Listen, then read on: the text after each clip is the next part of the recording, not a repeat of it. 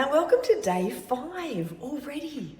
I really want to celebrate you because you've been doing so many things already to be able to optimize your body's function. Just staying hydrated is huge because when we're dehydrated, we're functioning in a state of stress. That's what we're trying to do less of, right? We want 80% of our day where we're functioning in a regenerative way. That rest and digest mechanism, the parasympathetic nervous system, the other than stress nervous system, taking charge 80% of the day. And maybe we're stressed 20% of the day. Remember, stress isn't bad. We need stress, but we just don't want to be stressed all the time because then we start to get old fast. So first of all, you've been hydrating yourself. Well done. Please keep that up and add all those yummy things into your water. 2, you've started to supplement yourself with essential vitamins and minerals that are the precursors for you to be able to build healthy cells. That is so important. And these are the precursors, the ones I've recommended, so that you can make energy in the mitochondria of your cells and have all of the to do your day well. So that's so great. What else have we been doing? Well, on day 3, we learned about the importance of getting an early morning walk. And that early morning walk circulates energy through your body. It activates your neurology, makes you produce serotonin and dopamine and all of the beautiful neurotransmitters that make us happy. It gets us outside. Hopefully we're barefoot, so we're getting grounded as well. More about that later. And we're actually burning stored fat and causing our bodies to continue to burn stored fat all day long, rather than desperately craving the next meal. You know, I'm in the fridge, craving the next meal so that we can have enough energy to do whatever we have to do next.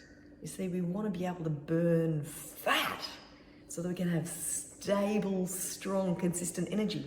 But when we're burning sugar, we're like, whoa, up and down, and that's what today is all about. It's all about insulin resistance so that none of you become diabetic.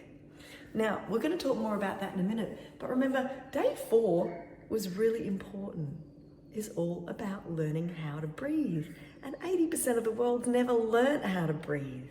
Now, you have a practice that you can use anytime you're feeling uninspired, unmotivated, tired, sad.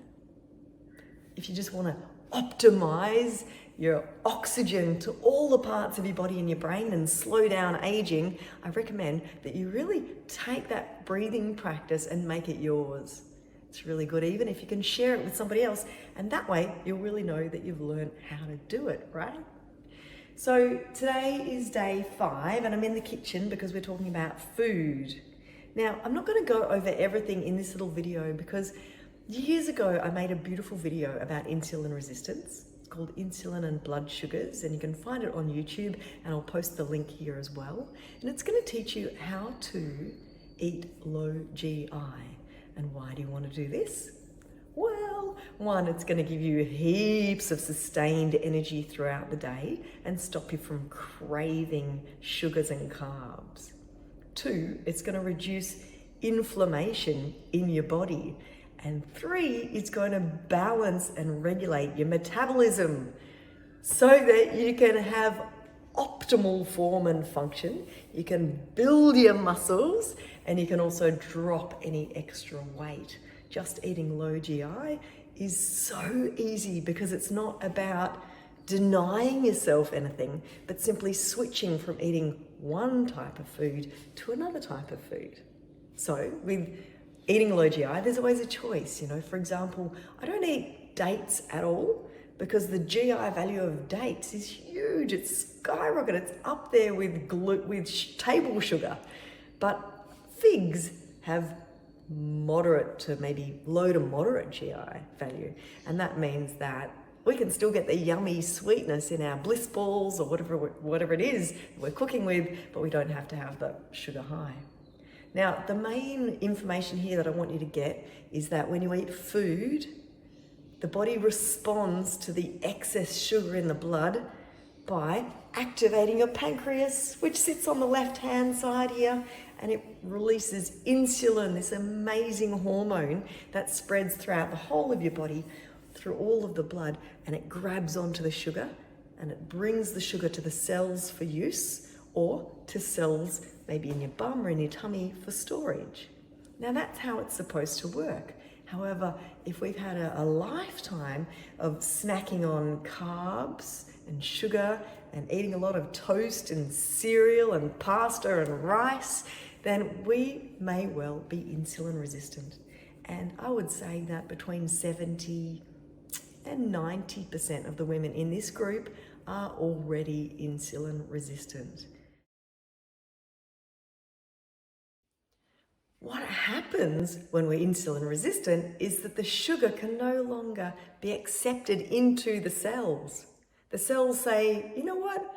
We've got enough sugar already. We don't need or want any more. And any more is actually going to harm us. So the cells say no thank you, and the sugar stays high in the blood, and that creates all sorts of physiological problems for you and me. That sustained high levels of sugar in the blood drives inflammation, brain damage, and dysfunction at every single level.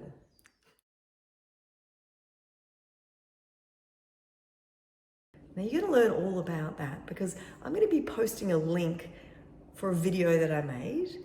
I made it years ago. It's all about how to eat low GI. So I'm just going to post that here. But I want to let you know that today we're going to start a week of reducing the effects of sugar in the blood that makes our sugar levels rise high and then crash, because that makes us feel shit. Drives inflammation, dysregulates our hormones, and makes us grumpy and cranky and craving. So I'm going to leave that here, and I'll just forward you this link so that you can watch this amazing video about how to eat low GI and drop that extra weight and feel fabulous. So I look forward to tomorrow. Enjoy today. The video is quite big. It's about 20 minutes long. So sit down, take the time, or just put your headphones on and have a listen. Have a great day. You're doing so well. Bye.